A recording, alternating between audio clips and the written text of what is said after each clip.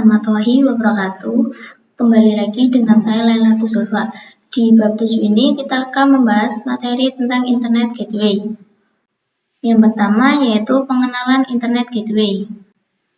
Di sini ada topologi yang akan kita gunakan, yang mana di sini terdapat 5 PC dengan satu perangkat switch dari vendor Cisco, dan juga terdapat satu hostnya, satu mikrotik yang terhubung ke internet, dan hostnya adalah agar router kita dapat terhubung ke internet, yang mana nantinya akan kita sharing ke klien sehingga sekumpulan PC ini dapat mengakses internet. Nah, inilah yang kita sebut konsep dari Internet Gateway. Kemudian kita bisa langsung mengimplementasikan saja ke environment NetLab kita. Di sini saya sudah memiliki perangkat mikrotik yang tersambung dengan internet. Kemudian langkah selanjutnya kita dapat menambahkan switch dengan mengklik kanan, lalu node, lalu menggunakan yang ini. Karena saya menggunakan vendor Cisco, tapi kita juga bisa menggunakan vendor lain. Untuk mencari image perangkatnya, dapat mengunjungi sebuah website atau dapat mengklik link yang ada di deskripsi. Di sini untuk namanya bisa kita ubah menjadi SP Cisco, dan pada bagian ikon kita ubah menjadi switch. Di sini saya akan gunakan yang ikon biru. Selanjutnya untuk Ethernet saya pilih 2 karena untuk masing-masing Ethernet memiliki 4 port. Jadi di sini kita akan memiliki 8 port yang tersedia. Kemudian kita bisa save. Selanjutnya kita bisa tambahkan PC client dengan klik kanan, lalu node, lalu pilih yang virtual PC yang sudah tersedia di NetLab. Di sini kita akan menambahkan 5 sekaligus. Lalu kita save. Nah, karena di sini namanya tidak beraturan, kita dapat mengubahnya secara manual satu persatu. Setelah deskripsi kita sudah beraturan, selanjutnya kita bisa hubungkan internetnya. Untuk saat ini, kita sudah selesai mempersiapkan topologi yang akan kita gunakan. Yang kedua yaitu tahapan konfigurasi. Setelah memahami konsep Internet Gateway, selanjutnya kita juga perlu memahami mengenai tahapan-tahapan yang dilakukan dalam konfigurasi. Salah satunya adalah tahapan NAT. NAT adalah Network Address Translation yang memiliki fungsi mentranslatekan IP privat menjadi public. Jadi untuk membangun sebuah jaringan lokal, semua PC yang tersedia memiliki IP privat, sedangkan syarat utama dapat mengakses internet adalah menggunakan IP public. Maka saat PC tersebut ingin akses internet, ia akan melalui router yang bertugas untuk menerjemahkan IP-nya menjadi satu IP public, sehingga dapat mengakses internet. Pada tahapan yang tersendiri, kita akan melakukan konfigurasi pemilihan chain serta out interface, dan juga pemilihan action. Yang kedua adalah WAN. WAN yaitu singkatan dari Wide Area Network, merupakan koneksi antara router mikrotik dengan ISP penyedia internet. Kita akan melakukan konfigurasi DHCP client, karena yang bertindak sebagai DHCP server adalah ISP. Jadi kita akan melakukan DHCP client jika ISP menyediakan DHCP server, sehingga nanti mikrotik akan mendapatkan IP secara otomatis. Kita juga dapat melakukan konfigurasi secara manual, yaitu apabila ISP tidak menyediakan DHCP server, maka agar mikrotik kita memiliki IP, kita perlu memberikannya secara manual. Dan yang ketiga adalah LAN. LAN yaitu Local Area Network. Di sini kita akan fokus pada cakupan komputer satu dengan komputer lain.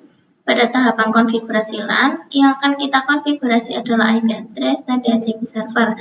Jadi, saat kita connect dengan ISP, maka ia bertindak sebagai klien karena mendapatkan internet dari ISP, namun pada mikrotik dengan cakupan LAN, maka dia bertindak sebagai server, yaitu memberikan atau sharing internet ke PC klien. Yang ketiga yaitu konfigurasi WAN. Dengan metode DHCP client, sebelumnya kita akan melakukan konfigurasi WAN dengan metode DHCP client, dan manual untuk pertama-tama kita akan fokus terlebih dahulu pada metode DHCP yang dapat kita lakukan secara CLI dan Winbox. Untuk perangkat mikrotiknya bisa kita start terlebih dahulu, dan di sini saya akan konfigurasinya menggunakan user yang sudah saya buat sebelumnya. Di sini saya login. Secara default kita sudah mendapatkan IP DHCP client. Kita cek dengan perintah IP DHCP strip client print. Nah, ini adalah IP DHCP kita. Lalu bagaimana jika mikrotik kita belum terkonfigurasi DHCP client dan ISP menyediakan DHCP server? Maka di sini kita bisa melakukan penghapusan IP DHCP client terlebih dahulu.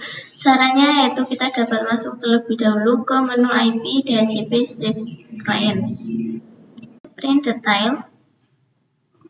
Nah, di sini karena IP-nya berada di number 0, maka langsung saja kita berikan perintah remove number sama dengan 0. Dan begitu IP-nya sudah terhapus, selanjutnya kita bisa kembali ke menu awal dengan slice.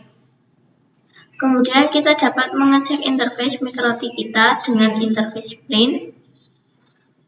Dapat diperhatikan bahwa kita memiliki 4 interface yang dapat digunakan, dan kita akan fokus pada konfigurasi DHCP client pada Ether 1. Kita coba konfigurasikan dengan mengetik IP DHCP strip client add interface sama dengan Ether 1 di 1 sama dengan, dan saat kita cek dengan IP address print, maka untuk Ether 1 sudah mendapatkan IP DHCP client. Perlu diketahui bahwa ketika kita mengkonfigurasi DHCP client, maka secara otomatis kita juga mendapatkan parameter gateway, DNS, dan juga DHCP. Di sini bisa kita cek di IP DHCP strip client print detail. Nah, di sini kita sudah mendapatkan ketiga yang saya sebutkan, yaitu gateway, DNS, dan IP address itu sendiri. Selanjutnya kita akan konfigurasikan melalui aplikasi Winbox. Di sini kita hubungkan dengan mikrotik menggunakan MAC address, lalu pilih menu IP dan DHCP client. Di sini terdapat DHCP yang kita dapatkan dari konfigurasi secara CLI sebelumnya. Kita dapat menghapus IP yang ini terlebih dahulu. Kemudian kita bisa klik tanda plus, lalu pilih interface yang akan kita konfigurasikan secara seperti sebelumnya. Kita akan gunakan Ether 1, dan jangan lupa untuk DNS dan NTP kita bisa checklist. Jika sudah, bisa di-apply lalu OK. Yang keempat yaitu konfigurasi WAN dengan metode manual. Setelah mengkonfigurasi secara DHCP, maka di sini kita akan melakukan konfigurasi secara manual dengan syarat ISP tidak menyediakan DHCP server sehingga mikrotik dapat melakukan konfigurasi manual. Seperti sebelumnya, kita juga dapat melakukan konfigurasi dengan dua cara, yaitu CLI atau terminal dan UI atau melalui aplikasi Winbox.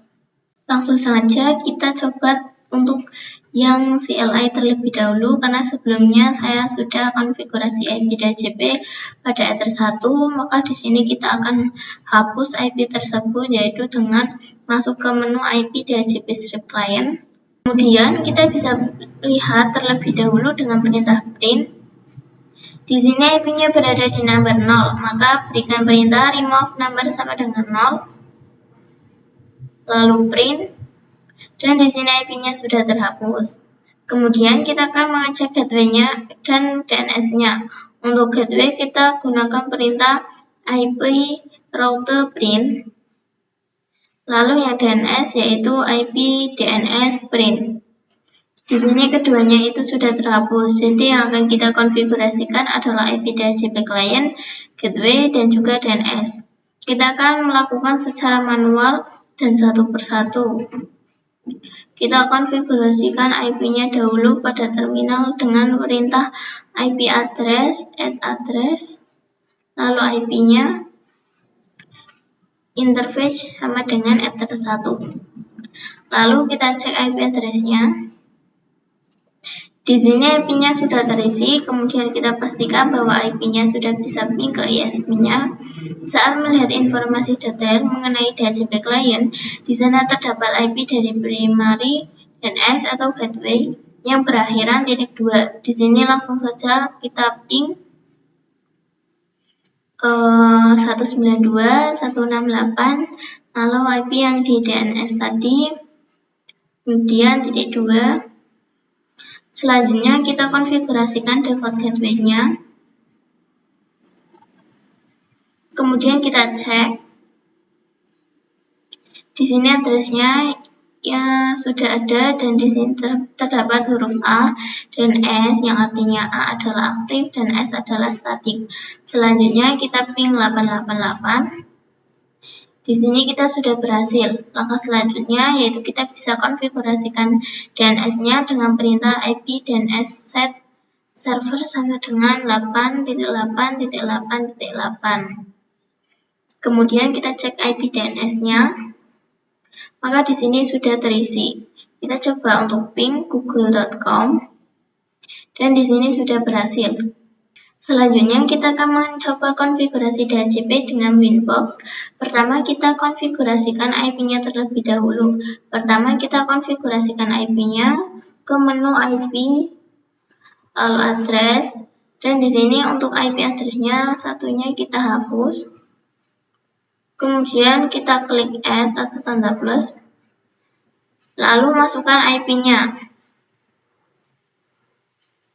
lalu apply, dan selanjutnya kita konfigurasi default gateway, masuk ke menu IP, lalu router yang AS. Ini adalah hasil dari konfigurasi DHCP, jadi kita hapus dulu, kemudian kita klik add. Lalu di bagian address kita biarkan 0. Untuk gateway kita isikan dengan IP sama dengan di terminalnya. Lalu apply. Untuk konfigurasi DNS kita ke menu IP, DNS, dan di sini sudah terisi 8888. Yang lainnya biarkan by default. Lalu apply. Dan kemudian kita cek di terminal. Dan di sini sudah berhasil ping, dan artinya kita telah berhasil mengkonfigurasi WAN dengan secara manual. Yang kelima yaitu konfigurasi LAN. Di sini kita akan mengkonfigurasi IP address yang mengarah ke klien yaitu Ether 2. Kita juga akan mengkonfigurasi DHCP server.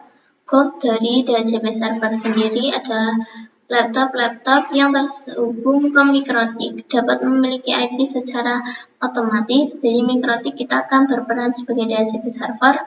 Langsung saja kita praktekkan di aplikasi Winbox. Kita konfigurasikan IP address-nya terlebih dahulu dengan mengklik menu IP, lalu address. Di sini saya sudah memiliki IP dengan Ether 2. Jika teman-teman masih kosong, maka bisa tambahkan saja dengan ketentuan Ether 2. Kita konfigurasi DHCP server di menu IP, lalu DHCP server. Di sini kita klik di bagian DHCP setup. Pada bagian interface ubah menjadi Ether 2, lalu next. Selanjutnya kita pastikan IP network yang ada di Ether 2 sudah benar, lalu next. Di bagian IP address gateway, pastikan sudah sesuai dengan Ether 2, lalu next. Kemudian ini adalah address yang akan kita dapatkan dari klien. Untuk DNS servernya adalah 88.8.8, dan bagian length time kita next, kemudian OK. Selanjutnya adalah kita akan melakukan pengujian pada kliennya. Pada VNet Lab kita nyalakan switch dan PC-nya. Jika sudah, kita buka terminal ke 5 PC sekaligus. Pada terminal PC 1 kita masukkan perintah show IP, maka IP-nya masih kosong. Cara agar bisa mendapatkan IP secara DHCP, kita ketikkan IP DHCP. Kemudian akan terdapat notif Dora yang mana dia melakukan request dan akan memunculkan output. Di sini saya sudah berhasil mendapatkan IP-nya. Lakukan juga pada semua PC. Maka di sini semua PC kita sudah memiliki IP DHCP klien. Yang keenam yaitu konfigurasi NAT. Langsung saja buka Winbox untuk mengkonfigurasi NAT. Ke menu IP, lalu firewall, dan pilih NAT. Kemudian klik add. Pada bagian chain, pilih SRC null. Lalu di bagian out interface, pilih Ether 1, Selanjutnya klik menu action dan pilih mask query. Untuk bagian action kita jika sudah apply, lalu oke. Kemudian kita lakukan pengujian pada PC. Di sini kita ketikkan ping 8888 dan ping google.com. Jika TTL seperti ini, maka pengkonfigurasian NAT sudah selesai. Yang ketujuh yaitu NAT tricks. Di sini kita akan belajar mengenai suatu trik di mana kita dapat melakukan setting hanya VPC 1 yang dapat mengakses internet. Di sini kita ke menu IP, firewall, lalu NAT. Pada bagian address, kita isikan IP milik VPC 1. Kita cek dulu pada terminal VPC 1. Nah, IP tersebut kita masukkan ke kolom src address. Jika sudah, kita apply, lalu oke. Kemudian kita lakukan pengujian untuk mengakses internet di VPC 2, yang mana PC tersebut tidak mendapatkan akses. Kita ketikkan show IP, dan di sini dia mendapatkan IP yang berbeda. Lalu kita ping google.com, maka akan muncul output gagal seperti ini.